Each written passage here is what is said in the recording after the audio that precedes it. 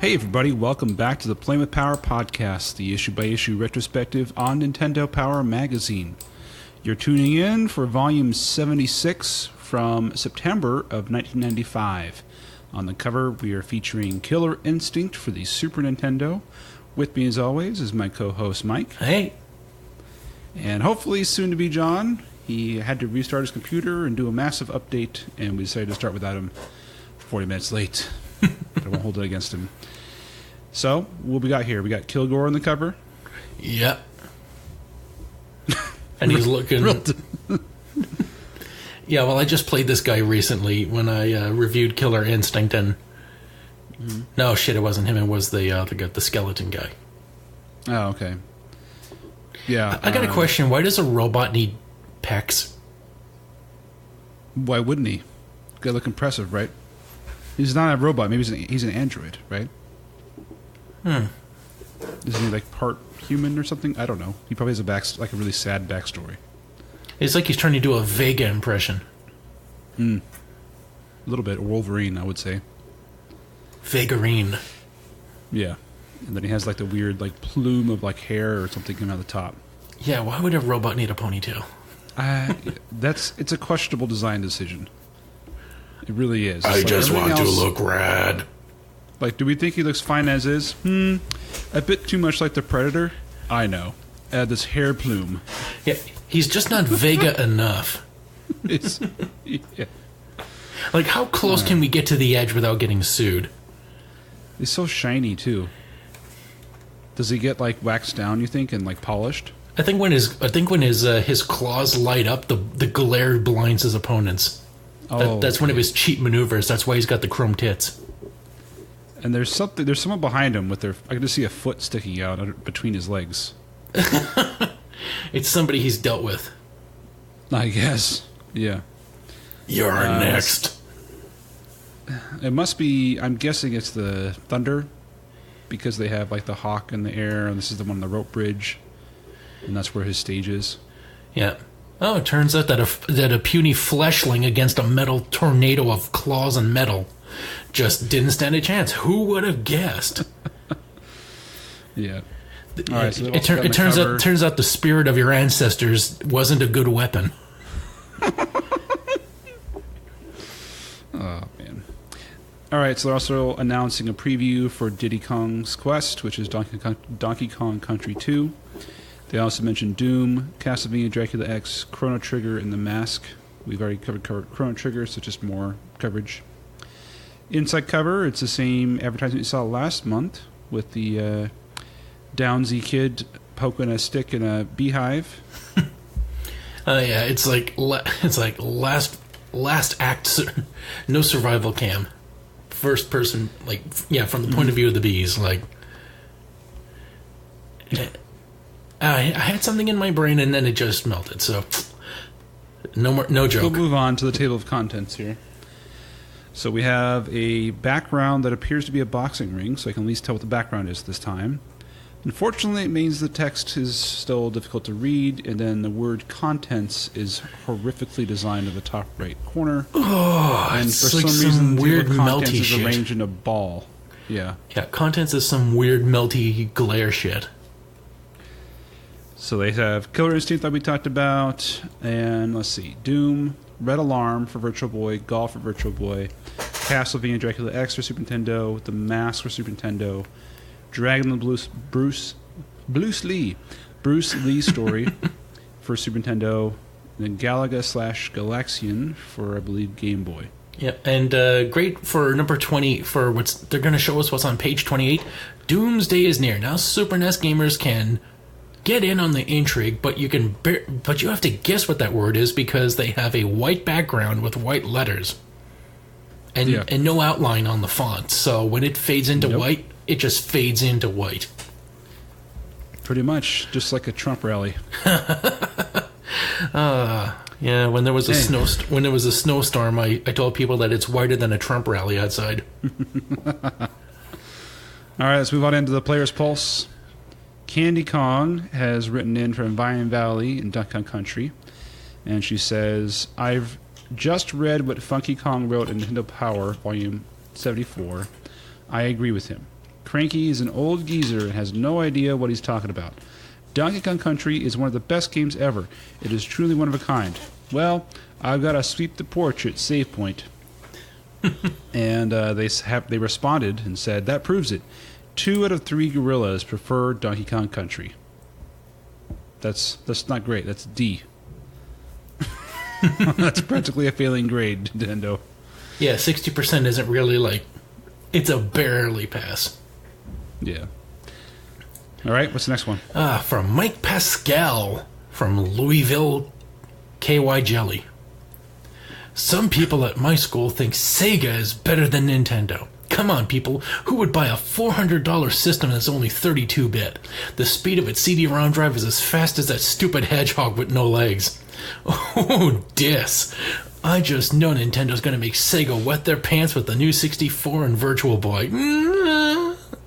Thanks for making a product that is durable, inexpensive, easy to use, and has graphics like I've never seen before.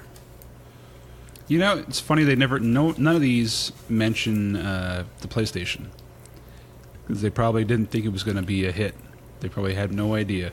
I think Nintendo blocked out all PlayStation because they didn't want anybody to admit, yeah, we kind of created this thing and then we pussed out on the deal and now we've created one of our biggest enemies and something that will dwarf us within 2 generations. The magic of CDs, featured in one year, next year directly. Oh, CDs are terrible. And then the DVDs come out for the PlayStation and they're like, oh, fuck. Yep. All right, Brett Sorrentino from Auburn, New Hampshire says, I was shocked, no, flabbergasted about what I heard or read in the E3 report in Volume 74. Will there be a Game Boy version of Killer Instinct? Will it make use of the advanced computer modeling rendering technique? When will it be released? Will it have all 10 characters? Guaranteed not. Is it too much to ask for you to put a picture in a future issue? I am sure it will break ground for the Game Boy in all categories. Man. Really? Why would you be clamoring for the Game Boy version of the same game? I never understood this. Okay. They say the wizards at Rare are hard at work on Game Boy Killer Instinct, even as you're reading this, Brett. They've managed to pack 8 characters found in the arcade and Super Nintendo versions, Super Game Boy Enhanced Colors, a 2-player option, and great music into a 4-meg powerhouse. Will the characters be fully rendered? But of course. Look for this killer game in November. Wow, and then Trevor and Stephen Green from Woodridge, Illinois. We've just received Volume 73, and it was the best ever. As we were flipping through it, we saw something that shocked us so bad we nearly fainted. Staring at us was the finest-looking video game system ever produced. Forget the Sega Saturn. We're talking about the new 64, the best system ever. Everything we ever wanted in a video game system was right there. The 4-player control outlets for multiplayer fun without an expensive adapter, a beautiful black control deck, and what's this? Cartridges? No CDs? Yes. Yeah, I bet you were just clamoring for that controller with a joystick in the middle so that you have to set your hands are constantly guessing what you're doing. And don't forget, why put a second analog stick in to make the camera rotate? Let's just have 4 buttons up in the corner. Yeah, that's fantastic. I think I actually know this guy that wrote the letter. He was on the show before. He was on one of the early shows. You think that's the Trevor? Trevor! Oh my gosh! Why didn't he tell us? Why didn't he tell us he was printed? That has to be him. They has to be. He was from outside Chicago, I think. I'll have to ask him now. And look, people. And the best part about the envelope, the best part about the envelope art is that we have some great Wario thing. It's even got like shading and everything. It's a fantastic looking thing. Someone made their own Killer Instinct poster. We got Chrono Trigger envelope art with Chrono. The guy only realized at the last minute that Chrono's face is taking up the logo, so he just dropped the that just trails off towards the end of the envelope. Epic frog pose though. He's got his shield out and his sword. Even though Frog doesn't have a shield, he just has a 2-handed sword. But this is excellent artwork. I'm not going to knock him for inauthenticity. And missing a G. The biggest thing we got was some handmade comics. So like they even says here, unofficial comic from Amateur Comics. Play it loud. Free, #1. We've got Samus holding her gun, like just posing in front of her ship, looking great. And we've got one of her knocking a Chozo statue into a wall, or it's coming out of the wall, following her. And she's just got her blaster charged at it, saying, "One more step, pal." And this one was from Tim Haldon from Mesa, Arizona. And this comic looks bitching. I would love to see the whole thing, and Nintendo should have printed it. Like, can you can agree that this artwork is amazing? That Chozo statue coming out of the wall like Kool-Aid Man. Oh yeah, I would read this. Interesting. Okay, and let's see here. Let me zoom out. The next page is about a sports article, but John's not here, so fuck him and fuck sports. Let's see here. I'll look at it. Joel Davis, winner of the Players Poll contest from Volume 64, got to, let's see here, visit ESPN during baseball season and saw a spectacular game at Yankee Stadium. So here he is in a photo on a set of an ESPN show with one of the hosts pointing at him. And I have no idea who it is, but yeah, he got to hang out with sports people. So good for him. And we have a letter from Gail here telling us about there's going to be a whole bunch of Super NES games coming out through the end of the year, and they're going to give them 4 players' guides. And so they're putting the finishing touches on Killer Instinct Player's Guide, and Super Mario World 2, Chrono Trigger, and Donkey Kong Country 2, Diddy Kong's Quest. So that's what they got to have from the editor here. All right. Next and a warning not to read this magazine on a podcast should they ever develop in the future. Too late. All right. And then you have, why don't you take the Super NES top 5? All right, rounding out the top 5 for the Super Nintendo top 20. Chrono Trigger, fuck you, that is not #1. The Legend of Zelda: Link to the Past, I would accept that as #1 as well. Final Fantasy 3, God, why aren't these all #1? Killer Instinct, oh that. And then Donkey Kong Country. I'd say Donkey Kong Country should be even at the bottom of the 5, but whatever, it's #1. Game Boy. Top 5 is number 5, Tetris. Number 4, Donkey Kong. Number 3, Metroid 2, Return of Samus. Number 2, Donkey Kong Land. And number 1, Legend of Zelda: Link's Awakening. I'm confused by this, though, because I thought Tetris came out with the thing, and only so it's 36 months. But I guess that's 36 months on the chart? Dr. Mario was 38 months. It must just be on the chart. Maybe people weren't voting for it because they already had it for free and was asking about what they wanted. I don't know. Yeah, I wonder what they really should tell us what the criteria is for this. Top 10 fighting games. Number 5, Fatal Fury Special. Number 4, Weapon Lord. Number 3, Mortal Kombat 2. Number 2, Super Street Fighter 2. Number 1, Killer Instinct.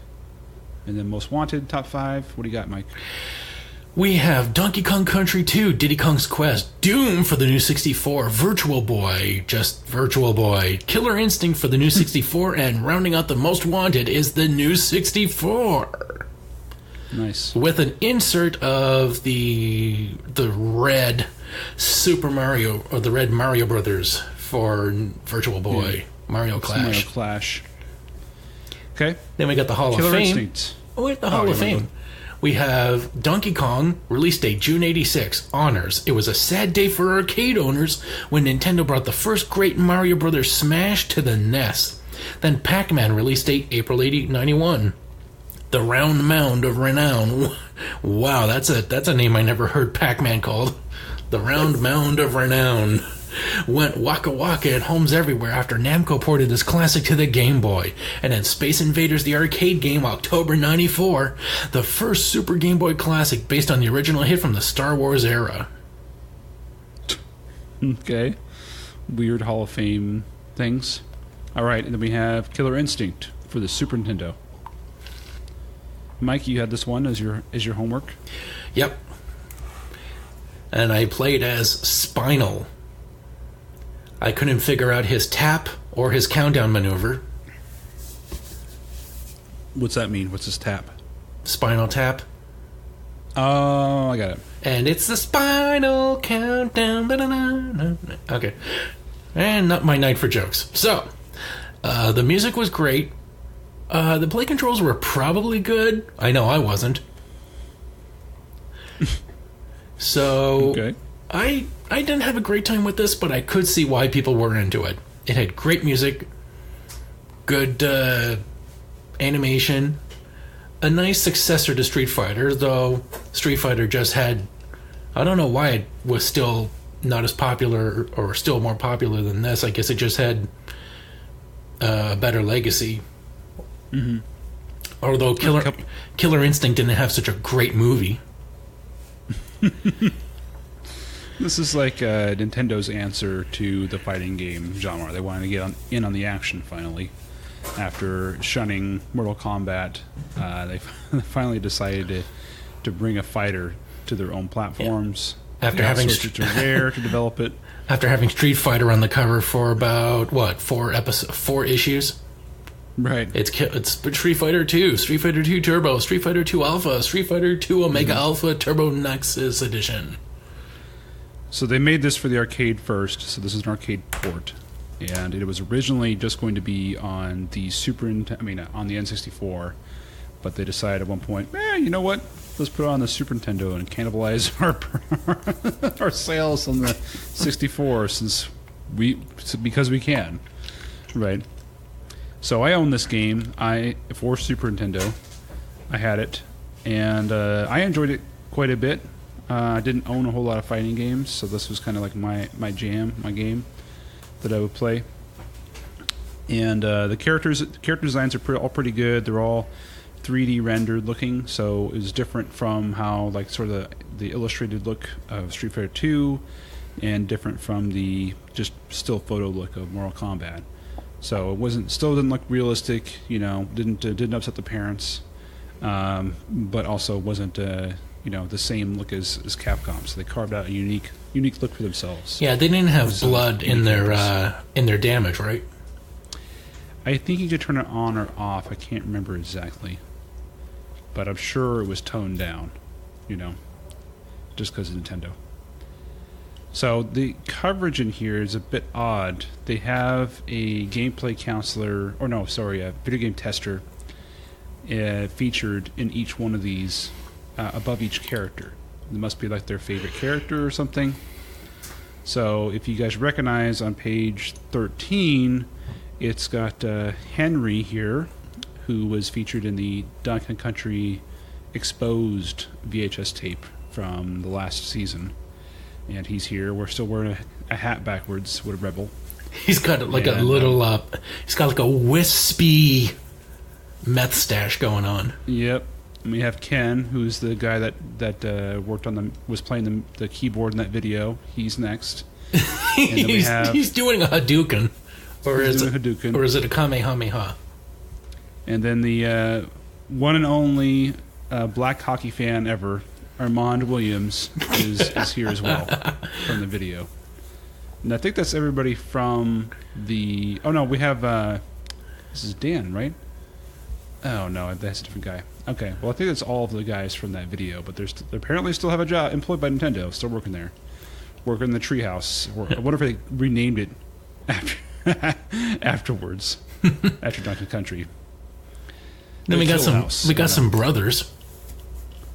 Yeah, Martin and Mark Doyle.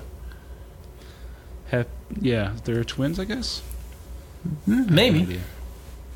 They're both game counselors. They're both game counselors. They're both KI masters, and the identical twins. Yep, so they are twins. They both select Spinal when they pick up the controller. That's funny. Then you have Lester the Unorthodox. He is a technical services supervisor who is apparently too busy on the phone to have his picture taken. And had his hand on his crotch. Then we have this guy. What's his name here? Matt Glidden. He's a product analyst, wearing a red shirt and kind of like looking like someone caught him from behind. And because it has a bit of a raised eyebrow, what the hell are you doing? And then we have Carl Deckard, no relation. Sorry. That was a Blade Runner joke. All right. He's a Fulgore fanatic, and also has like his whole head and like chin is one of those sort of not quite buzzed all the way down. You know, like the it's like a fading fuzz. It's like a fading version of it. So it's not like he actually went to the effort of doing it. It's just how he is. It's interesting. And we finally have a female here on staff. We've got... let's see. Oh, no, this is a man. No, that's a dude. Scott Dowes. That's still a man. He's a man, baby. Yeah. We have Scott here wearing a blouse. And then we have, who is this? Shane Evans. That name sounds familiar. The most normal-looking middle management guy here. Although he is a Killer Instinct god, a title disputed by fellow product analyst Matt Thunder Glyden. And he swears that Saberwolf is the leader of the Key Pack. All right, so let's go through the characters now. Now we've gotten those guys out of the way.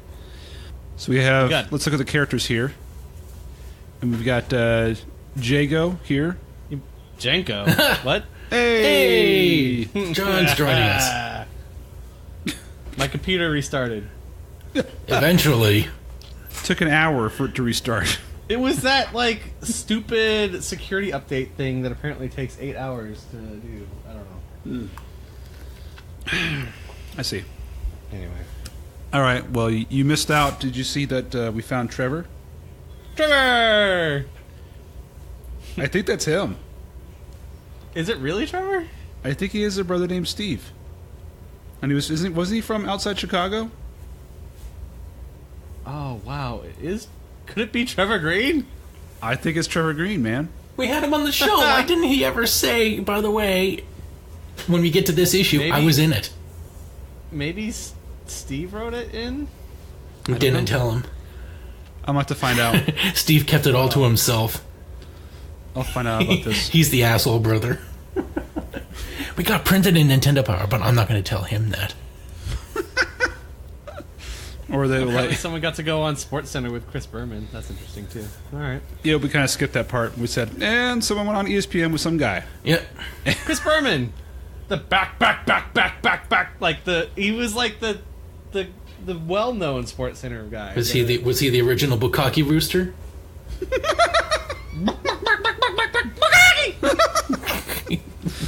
You do that way too well on Command. Years later.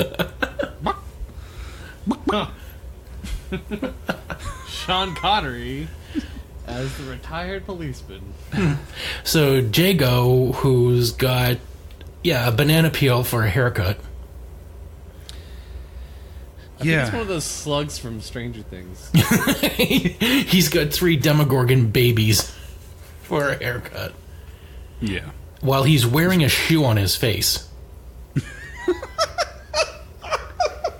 He is. And he's got his chin is in the shape of like a woman's shoe. And he's got shredded leather. He's got a shredded leather chest plate bra thing going on. Seriously, what the fuck? Like, what the fuck is up with this guy? He's got some zebra stripe slashed pants and a sash or a sarong. Like, what kind of belt is he wearing? I don't know. And why does he have a holster strap across his chest plate? Like, does he have a quiver on his back? Nothing about this guy makes any sense. He's got a sword, and apparently his opening move turns into a laser sword. So there you go. Oh, he's a Jedi. That's why he looks like a bondage slave that just escaped. He's the S&M Jedi. Quadrant. He's the third side of the Force that nobody talks about. Yeah. Even the Sith are like, nope, fuck that. Yep.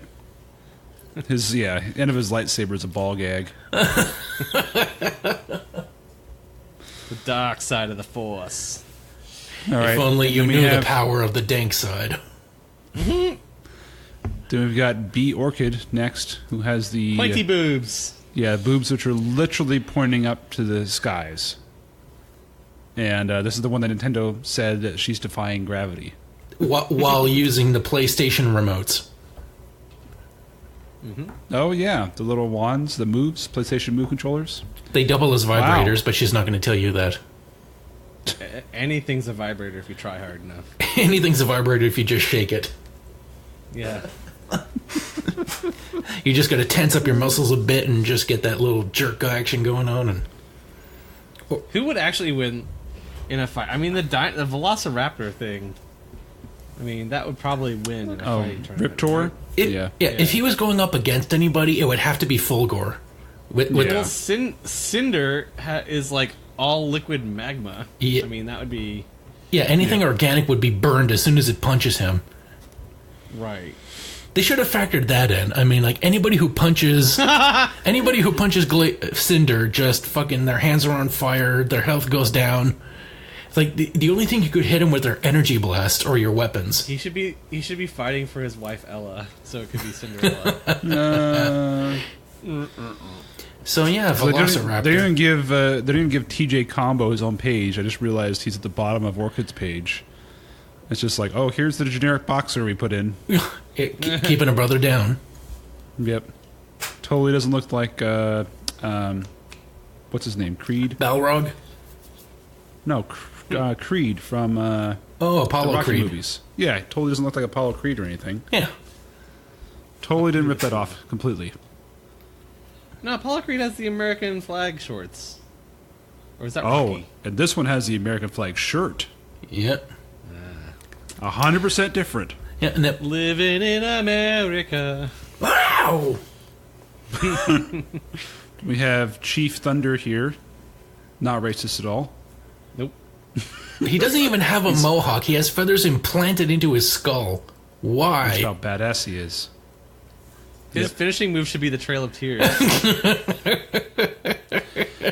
Cherokee, No, his finishing tears. his finishing move is he grabs you, crumples you into a ball, throws you off the highway, and then sheds one tear. I think Trail of Tears is a better joke, but I'm going to stick with it. And he has a optional finisher called the slot machine.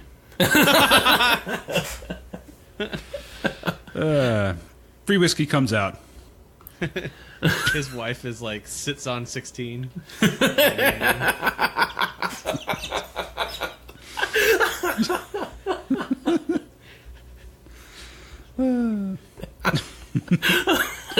His weakness is blankets. Oh, smallpox. Holy fuck, that's dark. If you use the blanket maneuver, then he's... I did a bad thing. And bad Ben. Okay. I'm rubbing off on you. I know. What's his weapon? Does he have, like, a fan blade as a weapon in his hand? It's a tomahawk. Tomahawk. It's It's Just really... the angle of that photo is weird. Oh, yeah. He's got a tomahawk in each hand.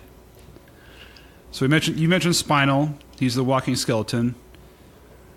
And, I guess he would be impossible to kill, right? yeah, he's already dead. He's already dead. Undead, right? Yeah. So I mean, you could, like... Yeah, you couldn't burn the flesh off of his bones because, he has no flesh. So he's the hard counter to Cinder. Mm-hmm. his final move should be like a tap dance, so you could have Spinal Tap. Or the spinal countdown. The Spinal Countdown. That's 2 Europe jokes within a minute. That's a record. We're bringing them all. Aren't you glad I'm back? Yeah. Oh, man. Okay. I make this show at least 70% dumber. And then we got Cinder, which can vaporize almost every fighter except for the guy who's already bones and fleshless. Mm-hmm.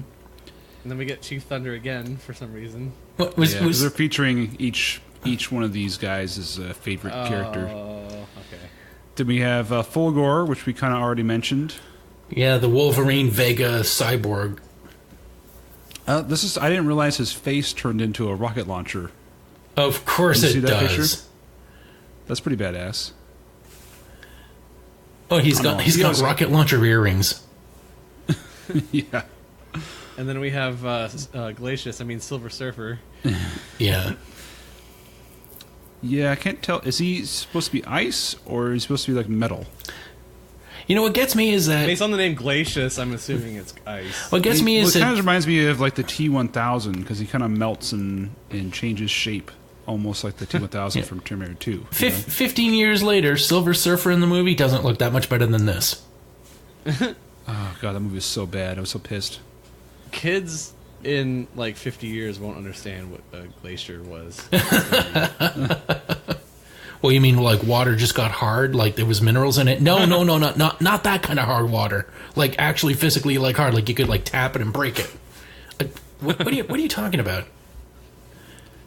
They'll do that in between drinking their own urine on a boat in the middle of nowhere with Kevin Costner. And then It's better than being on R. Kelly's boat. filter. What do we need that for? You're gonna drink someone else's urine. Okay. Then we got Saberwolf, who is literally just a werewolf. There you go. Did you guys play this growing up at all? Yeah, a little bit. Fighters Who were was, my your, who was thing. your favorite to play as? I think I just played it like in the arcade, so I never really Oh, thought it out. Well, I own this, so I played it at home, and my favorites to play as were I really liked playing as Fulgor here. He was pretty badass, and then Glacius is okay. Cinder is all right. I really liked playing as Chief Thunder though.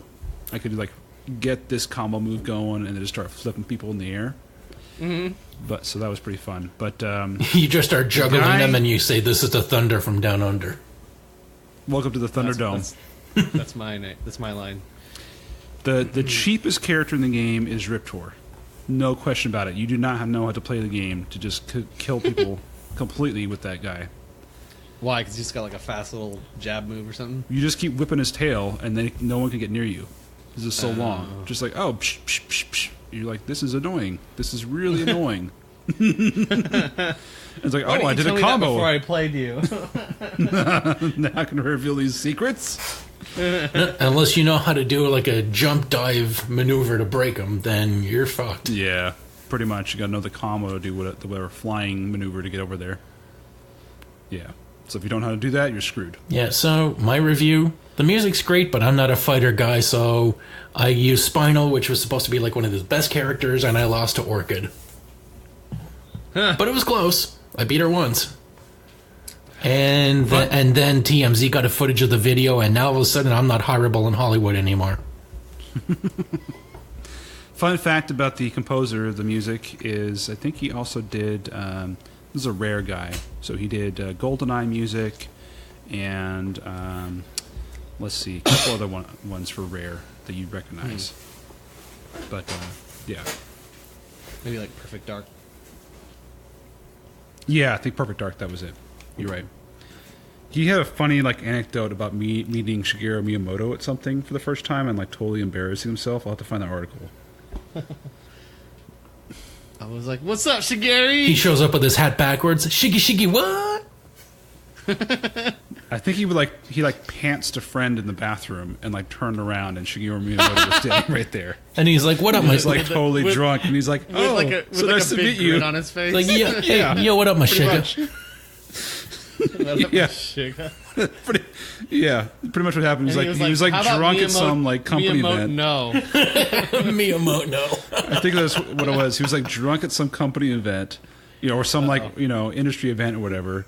Pantsed like a coworker for fun, and then turned around and Shigeru Miyamoto's standing there. Haven't we all pantsed our coworkers for fun? Like, Jesus Christ, people. Yeah, that's when you just say, what? It's a round eye thing. You either get it or you don't. Jesus Christ. All right. Why are On you? that note, Why are you getting all pissed? Inbound- why are you getting all pissed inbound off me? cease Oh, I and didn't. desist. I didn't pants Inbound you. cease and desist from Nintendo. We're expecting a letter from Nintendo's lawyers shortly. Oh, really? Sugar, please. count down the days, ladies and gentlemen, to be taken down from the iTunes store. And you say DCMA notice? It's kind of ridiculous that we haven't got one at this point. I'm actually... Like, I was like, when I signed up for this, I was like, this won't last. Like 3 years later. I just want to get something to put up on my wall. Yep, this is my restraining order from Japan because I'm just that big. Look at all those squiggly things. It's like they have their own alphabet.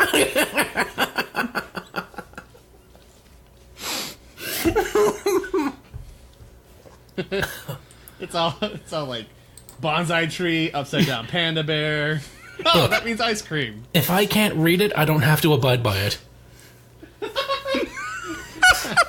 I think we won World War II. That means I don't have to read this language. Yeah.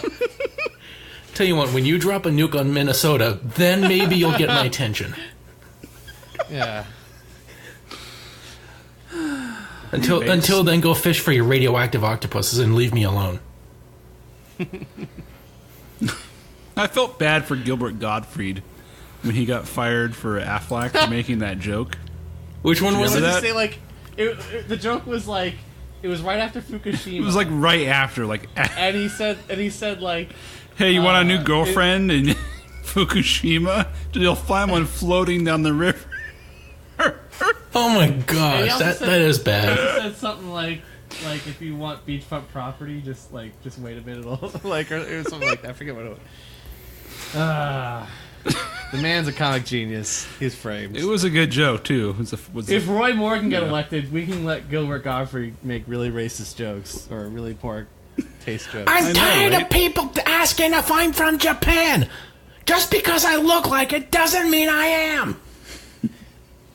That was alright, I guess. Alright. Okay. Donkey Kong Country 2. Diddy's Conquest. And that's clearly Donkey Kong or whatever the fuck her name is. Donkey Kong. Skanky Kong? Aw. Well, She's a kid. Come on now. Yeah, well, they're playing doctor or something. Look at the way he's holding her hand. Like, they got a thing going on. They're cute friends. So it's Diddy and Dixie, and this is a preview. His name's Diddy for a reason, Ben. Yeah, and her name is Dixie because he wishes he was in her.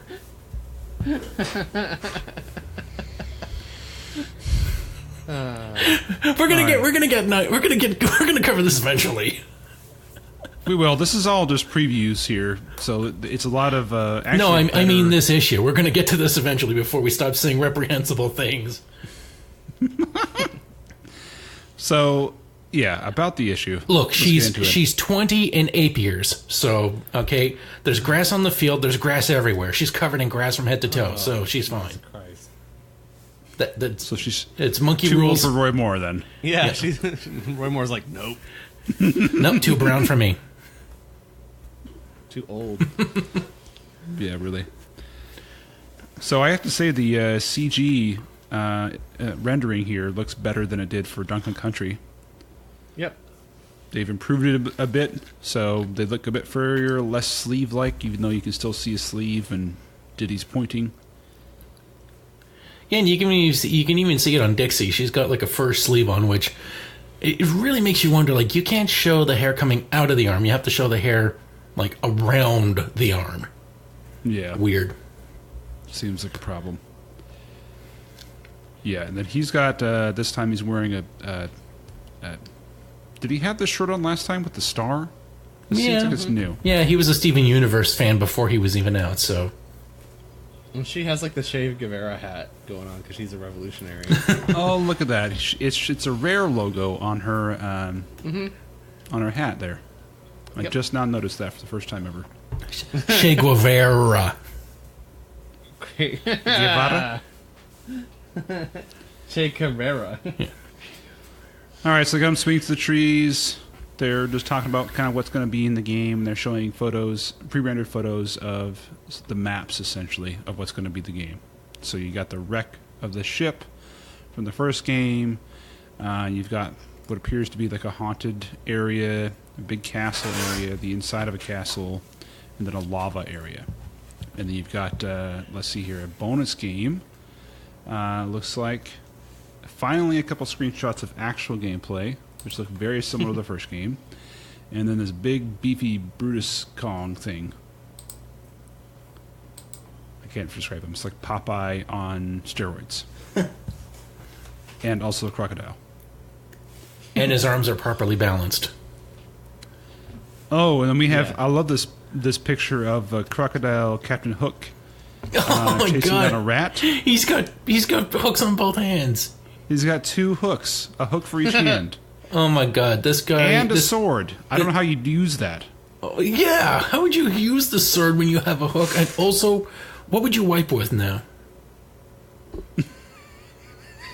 Well, clearly, I think that's what the rat's for. That's why he's chasing him. What was the... I think it was Rocco's Modern Life. They had a pirate that had like peg legs, peg arms, and peg eyeballs. He was just like peg everything. I know they had that in Family Guy, right? Maybe that was Family Yeah, Guy. the sea captain. Yeah, that's the guy. This is a really depressing and disturbing game over screen. You've got Diddy and Dixie in the brig of a ship. They're being, looks like. they're being sold to America. Oh, Jesus. Kunta Dixie. Well, come on, that's like self-explanatory, isn't it? That's a hooker name.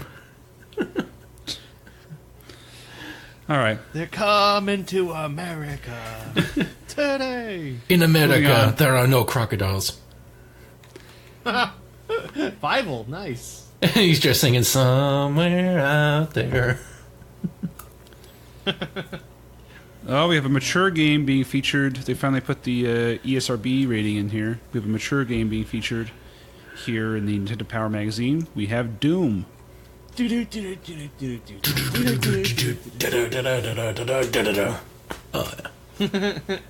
Wasn't there like a Doom movie with The Dwayne Rock. Johnson in it? Yeah. Oh yeah. It's not It bad. was good. Really? I liked it. I mean, Especially when yeah, they get attacked by the infected, and he gets pulled out of the door. He goes, "What? I'm not supposed to die." Nice. All right, who had this Let's as see, as Rotten homework? Tomatoes has it as a 19%. All right. Nice. Huzzah. So it's almost 20% good. Sure to please fans of the video game, but lacking in plot and originality. Oh no, we're not saying it had that. We're just saying it had The Rock in, and he was funny in it.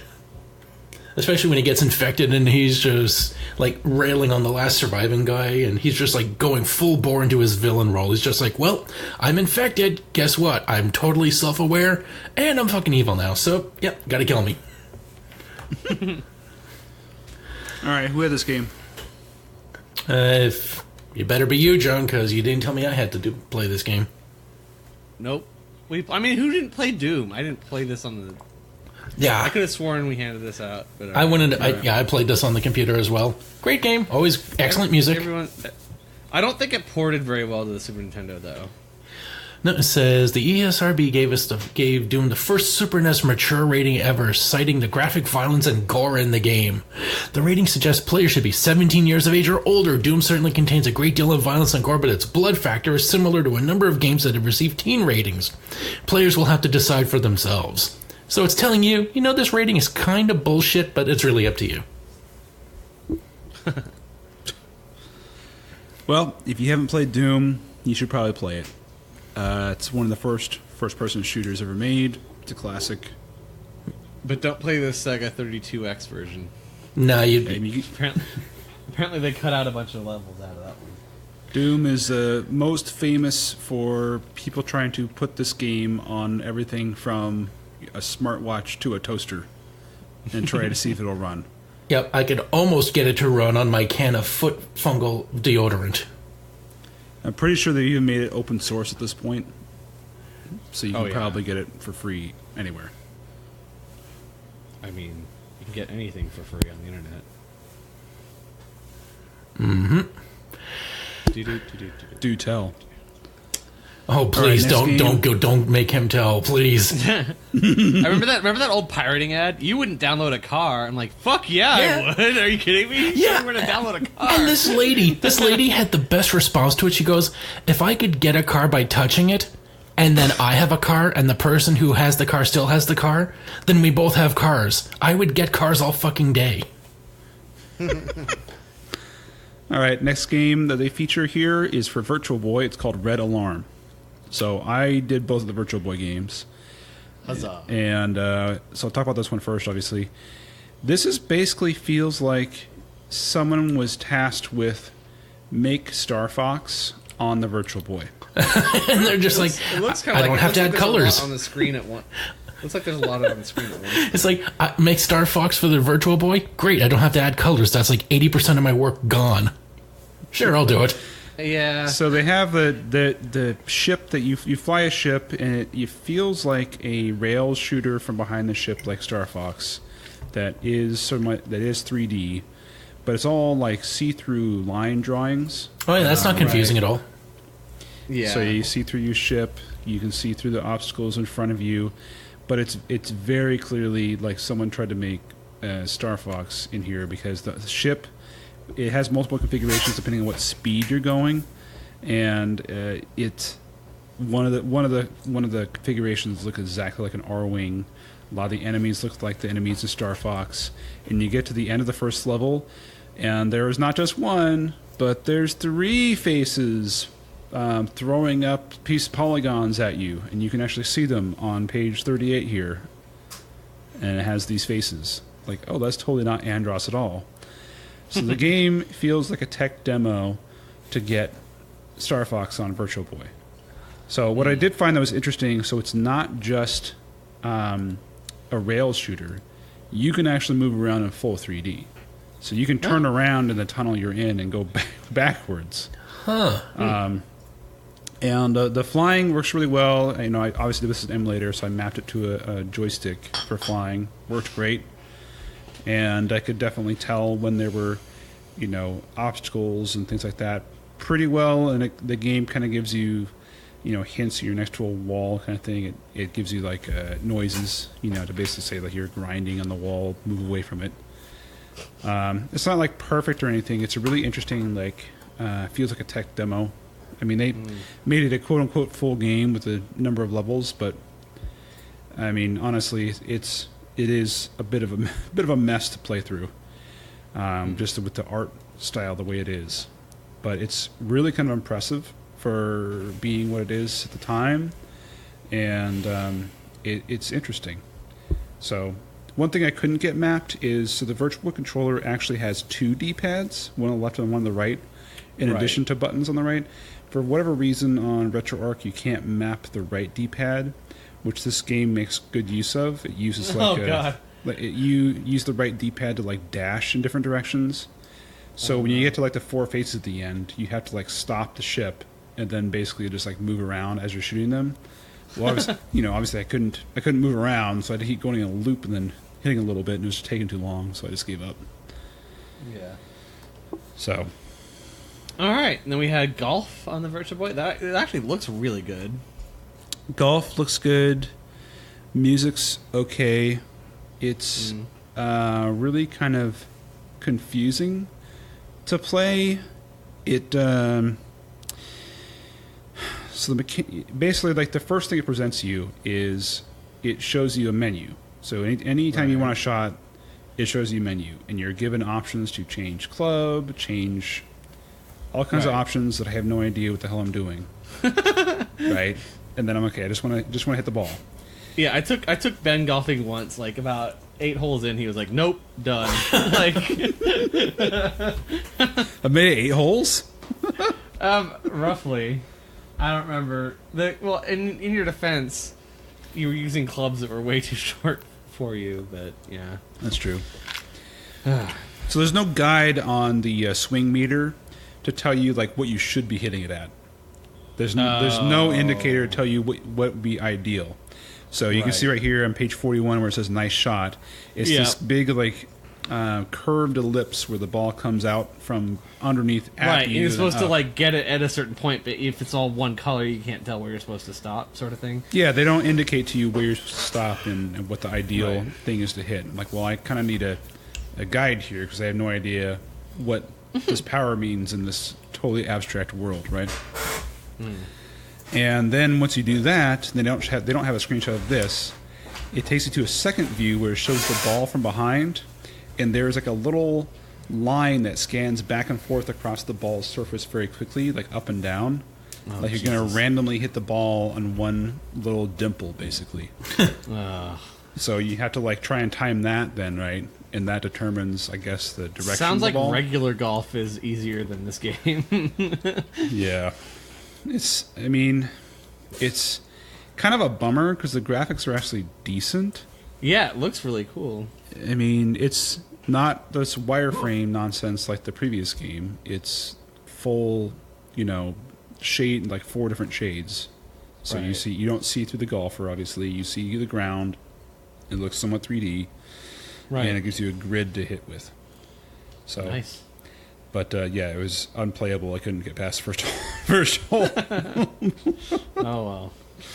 So it's interesting. Again, I find the Virtual Boy just kind of fascinating for having a consumer virtual reality or 3D set out there way ahead of its time. All right, here's a game no one looked at. Syndicate. Wasn't there? That's like there's an old Syndicate game, too, though, right? Yeah, wasn't a support of it? Oh, you're right. This is the port from the PC version. Looks good. It's a hybrid of shoot-'em-up action and brain-stretching simulation. In the future, brutal crime syndicates have seized control and divided the world into 50 fiefdoms. It says world domination for your syndicate is your goal. So you arm and direct squads of cyborgs and more than 50 deadly missions up to 4 can play this game, which retains all the excitement and challenge of the much talked about PC version. So I'm guessing the PC version is better. Probably. Yes. All right. It's sort of an isometric view where you kind of plan out the attack and then execute on it. Is it turn-based? Never played the original, so I don't know. Yeah. Kind of looks like it. I didn't get to play games on computers until about 1997, and the first one I really got into was Command and Conquer. I never got to enjoy Fallout or any of those games because they cost money, and I don't really know what that is. Oh, I think you have an announcement to make, by the way, to our listeners. What was your latest purchase, Mike? Oh, my latest purchase was a PS4. Yay! Finally found one under $300, and it was a 1 terabyte one. Welcome to 2014. 2013, actually. Congratulations. Yeah, well, all right. And before we leave Syndicate, if you look on page 45, we get to see like 4s of crowd, and we see this blue-haired guy, but my favorite is the green-haired guy because they've got these models of cyborgs. Whenever one's highlighted, you only see that one, but everyone is just a green thing that looks like Gort from The Day the Earth Stood Still. So when we see this one guy with green hair and he's surrounded by other greens on both sides, it looks like he's just got a big green afro going on. Okay, next game is Castlevania Dracula X. This was one of the 3 games I had for my homework. Is this like Malcolm X? Is it like Malcolm X? With vampires? Sure. All right. We will not be free So- until all vampires have been exterminated from this land. So I'm pretty sure this is called Castlevania Bloodlines in Japan and Europe, and it has a totally different storyline. And they, for whatever reason, changed it for the United States to make it more in line with the original games. And I can understand why, honestly, because it plays just like the Nintendo games. So Super Castlevania 4 you had some new moves, right? You can move your whip in any direction. You can, that was the main thing, right? And there might have been save points. It was a bit easier to get through. Castlevania Dracula X is not easy at all. It is, you get 3 lives and that's it. That's what save And- states are for. Good luck making it through the entire game, right? It is uncompromising, and if you really like the first Castlevania, essentially, you're going to love this game, because it is the same gameplay, very similar level design, very good graphics. Music, I mean, it depends on your preference, I would say. They have a lot of, 16-bit remakes of original music, so you hear, Vampire Killer, you hear Bloody Tears, but it's all that kind of synthy, fake instruments, which I'm not a big fan of. I would prefer to hear the original 8-bit. or I'd prefer to hear like real instruments. So it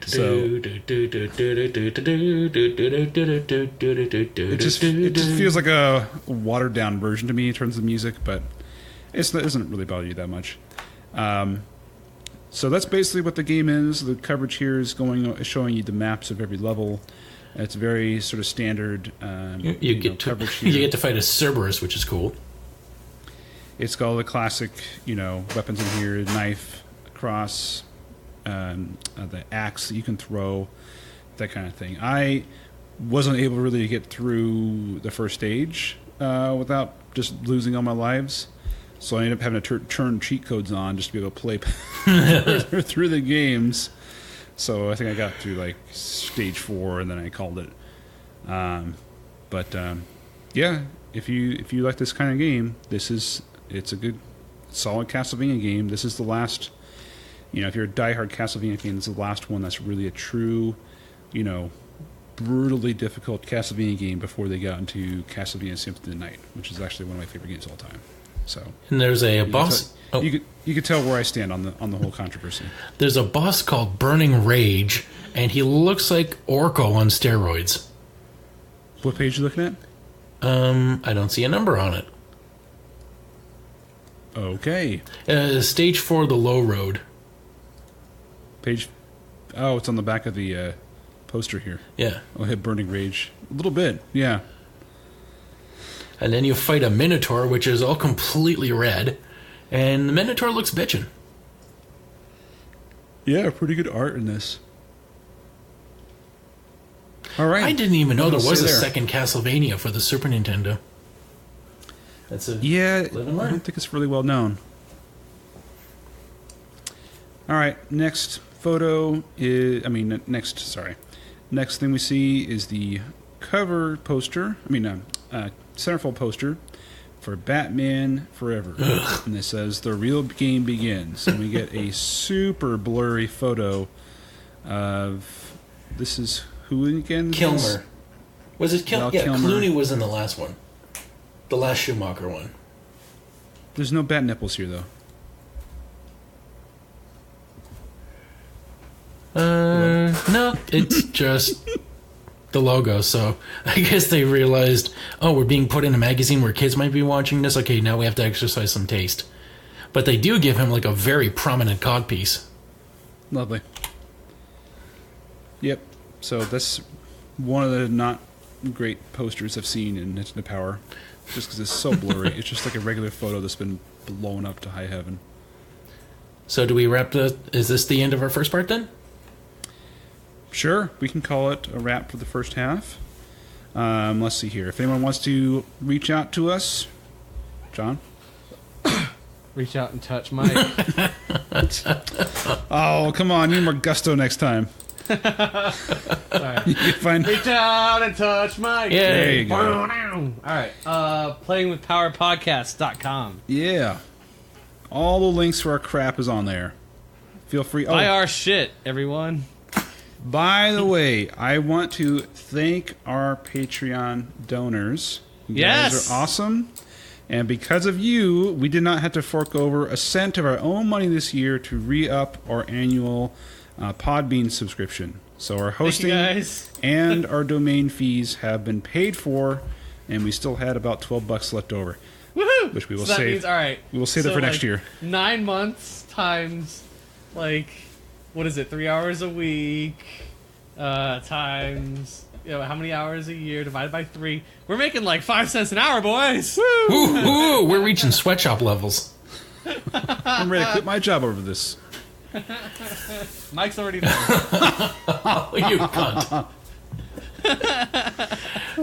Yep, so for all of our Patreon subscribers, thank you for keeping us in the darkest shade of green. Or is it the black? What's the color for when you're in profits? Red? Yeah. Well, no, the red is We're in bad. the money. Red is We're in bad. the Black money. is good. We're in the black. You're in the black. Yeah. And you know what they say: once you go black, you don't want to go back. So How many dirty movies have that paying line? that Patreon money. That was Thomas Jefferson's slogan. Nice. Well, anyways, thank you very much for your patronage. We really appreciate Yeah. it. It's extremely useful. I'm glad not to have to pay for hosting this year. I can afford Christmas presents. Yay! Yay. Yeah, your kids don't get punches in the face this year. Wow, look at that too. That's just a bonus. Now for the feats of strength. Yes. A Festivus All right. for the rest of us. Oh, and we should probably mention again that John and I are both going to be featured on separate episodes of The Graveyard Shift, which is Mike's other podcast. So I'm next week, right? Yeah. Yeah, you're next week. So by the time this airs, that will have already aired. Yeah, so you're last week. Oh, right. So travel back in time and pretend like you're excited. Because you've already listened to it because it's awesome and it's me. All right, Mike, you got anything else to plug? I just wanted to thank all our Patreon subscribers and to all the people who aren't Patreon subscribers. I've done some inventory, and it turns out that the show's only got about 2 years left in it before we run out of scans. So if you want us to be able to afford to buy issues online and scan them, do like the good people are doing and donate to our Patreon. Otherwise, this will reach an unexpected end, and we're going to start reading Electronic Gaming Monthly. I think it was expected.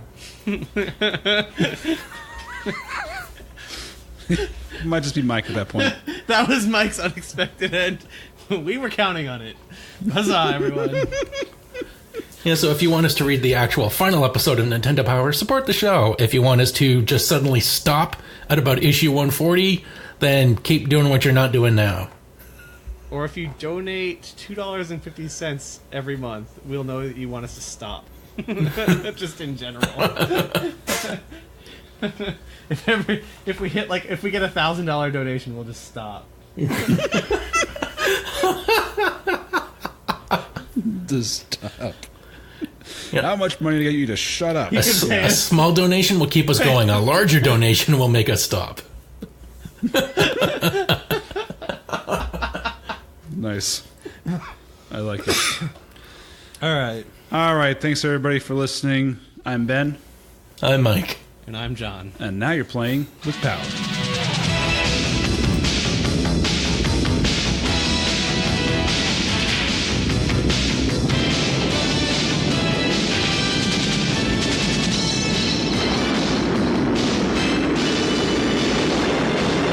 The Nintendo Entertainment System. Now you're playing with